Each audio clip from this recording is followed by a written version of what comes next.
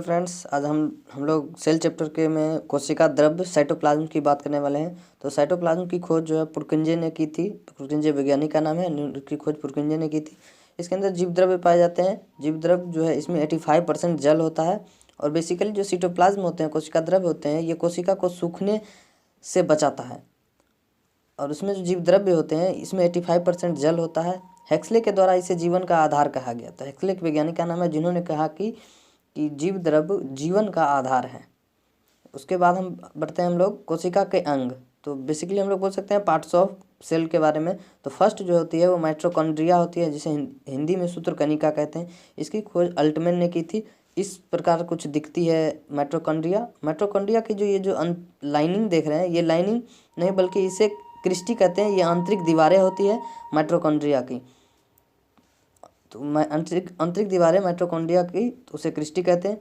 इसी पर क्रेब्स चक्र चलता है, जिसके कारण जो है एटीपी तथा ग्लूकोज बनता है। और एटीपी ग्लूकोज बनने के कारण ही हमें ऊर्जा मिलती है। 38 एटीपी 38 एटीपी जो होती है, 38 एटीपी इक्वल टू 1 ग्लूकोज बनती है। तो इस क्रिस्टी पर ही 38 एटीपी जब हो जाती है तो 1 ग्लूकोज बनती है, जिससे हमें शरीर को ऊर्जा मिलती है। और कोशिका का पावर हाउस या शक्ति गृह भी माइटोकॉन्ड्रिया को ही कहते हैं। कोशिका का पावर हाउस इसलिए कहते हैं क्योंकि यहाँ पर ऊर्जा का निर्माण होता है, ग्लूकोज बनता है, जिससे हमें हमारे शरीर को ऊर्जा मिलती है। तो इसीलिए इसे कोशिका का पावर हाउस या शक्ति गृह कहते हैं। अगला सेकंड जो कोशिका के अंग है वो अंतःप्रद्रव्य जालिका, जिसे इंग्लिश में इंडोप्लाज्मिक रेटिकुलम कहते हैं, शॉर्ट में ER भी लिखते हैं। यह कोशिका के अंदर आंतरिक सहायता देता है, इसलिए इसे कोशिका का आंतरिक कंकाल भी कहते हैं। ये बेसिकली 2 टाइप्स के होते हैं। तो इसमें जो फर्स्ट होते हैं वो होते हैं smooth endoplasmic reticulum and rough endoplasmic reticulum. First of all smooth endoplasmic reticulum जो होते हैं ये कार्बोहाइड्रेट और फैट का हिंदी, कार्बोहाइड्रेट का हिंदी भी कार्बोहाइड्रेट होता है और फैट का हिंदी होता है वसा। कार्बोहाइड्रेट और वसा का जो है ये निर्माण करते हैं।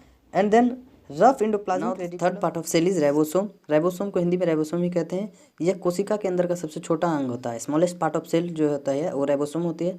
यह प्रोटीन का निर्माण करता है। जिस प्रकार किसी फैक्ट्री में कोई भी प्रोडक्ट का निर्माण होता है तो उसे हम लोग उसकी फैक्ट्री कहते हैं। बिस्किट का निर्माण होता है तो बिस्किट फैक्ट्री कहते हैं। तो यहाँ प्रोटीन का निर्माण होता है, इसे प्रोटीन फैक्ट्री कहते हैं।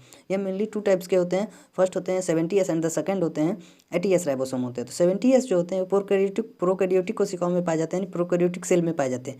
प्रोकैरियोटिक सेल वो होते हैं जो छोटे छोटे जीवाणुओं में पाए जाते हैं, विषाणुओं में पाए जाते हैं, जिसे हम अपनी नंगी आँखों से नहीं देख सकते हैं। तो एग्जाम्पल में हम ले सकते हैं, जैसे कोविड को ले सकते हैं, कोरोना वायरस को। तो इसे हम अपनी नंगी आँखों से नहीं देख सकते हैं। तो ये 70S राइबोसोम है, ना कि 80S राइबोसोम। 80S राइबोसोम जो होते हैं वो भारी होते हैं, यूकैरियोटिक कोशिका में पाए जाते हैं, यानी कि जंतु में पाए जाते हैं। जैसे हमारे शरीर में पाए जाते हैं, जो भी पाए जाते हैं हमारे शरीर में, वो 80S राइबोसोम पाए जाते हैं। And the fourth part of cell is Golgi body. इसे हम लोग गाल्जी अपरेटस भी कहते हैं। इसकी खोज कैमिनो गाल्जी ने की थी, इसीलिए इसे गाल्जी बॉडी इसका नाम रख दिया गया। तो यह पदार्थों का परिवहन का कार्य करता है। जो भी हमारे शरीर में ग्लूकोज बनती है, हम प्रोटीन बनती है, तो विभिन्न अंगों तक किस प्रकार पहुंचाया जाए, तो उसका कार्य जो करता है वो गाल्जी बॉडी करता है। And the fifth part of cell is centrosome. Centrosome का हिंदी होता है तारक काय। यह कोशिका का विभाजन करता है। कोशिका विभाजन इन सेल डिवीजन करता है। कोशिका विभाजन होता है जब किसी एक कोशिका का दूसरे अलग अलग भागों में टूट जाना ही कोशिका विभाजन कहलाता है। इसकी खोज जो है बोवेरी नामक वैज्ञानिक ने की थी। यह केवल जंतु कोशिका में पाया जाता है। सेंट्रोसोम जो होती है जंतु कोशिका में पाया जाता है, मानव में पाए जाएंगे, जानवर में पाए जाएंगे। परंतु पेड़ पौधे का जो कोशिका विभाजन होता है वो सेल प्लेट के द्वारा होता है। And the sixth part of cell is nucleus. Nucleus का हिंदी होती है केंद्रक। इसकी खोज रॉबर्ट ब्राउन ने की थी। खोज न्यूक्लियस जो कार्य करती है, न्यूक्लियस करती है कि जो भी कोशिका है उस कोशिका के अंदर एक न्यूक्लियस होती है। वो न्यूक्लियस और भी बहुत सारे पार्ट्स होते हैं। तो उन पार्ट्सों पर मेंटेनेंस का कार्य जो होता है, या फिर कह ले कि उनका जो भी कार्य कर रही है वो किसके द्वारा डिसीजन किया जाता है, तो वो न्यूक्लियस के द्वारा। इसीलिए न्यूक्लियस को ब्रेन ऑफ सेल कहा जाता है। कोशिका को नियंत्रित कौन करती है, तो न्यूक्लियस करती है। इसमें 80% जो है प्रोटीन पाए जाते हैं।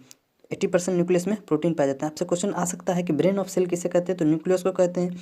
80% किस में प्रोटीन पाए जाते हैं, तो न्यूक्लियस में पाए जाएंगे। आपसे ये भी क्वेश्चन पूछ सकता है कि हमारे शरीर में ऊर्जा का परिवहन कौन करता है, पदार्थों का परिवहन कौन करता है, तो वो गाल्जी बॉडी करती है, पदार्थों का परिवहन करती है।